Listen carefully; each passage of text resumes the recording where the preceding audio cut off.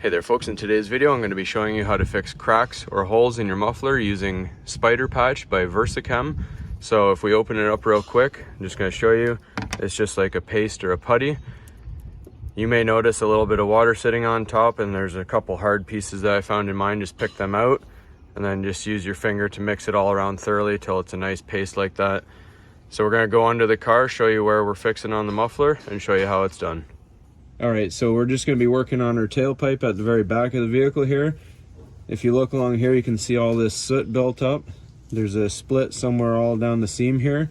So what it tells you to do, just grab a wire brush, and we're just going to clean that up so it makes a nice clean surface for our putty to fit on.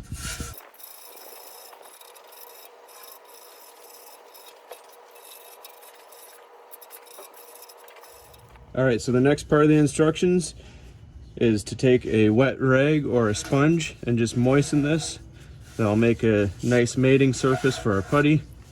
Another quick note to make, just make sure obviously that this is cold. You haven't driven it for a while, just to make sure you're not burning yourself.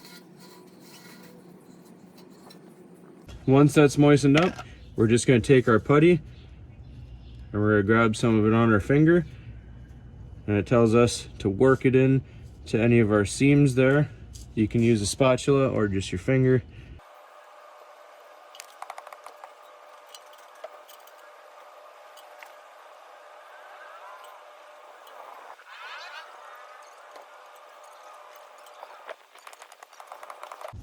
All right, so now that that's decently covered up nicely, we're just gonna let it sit. It says 2 to 4 hours, but best to set overnight.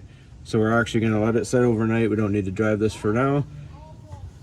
So we're just gonna let it dry. We'll come back tomorrow morning and we'll show you what's happened to it. All right, so this is about 3 hours dry time now, and as you can hear, it's rock solid. However, since we don't need to drive the vehicle, we are going to let it sit overnight like it requests so we can let it cure 100%. So it's got a nice smooth finish to it. It doesn't look too bad.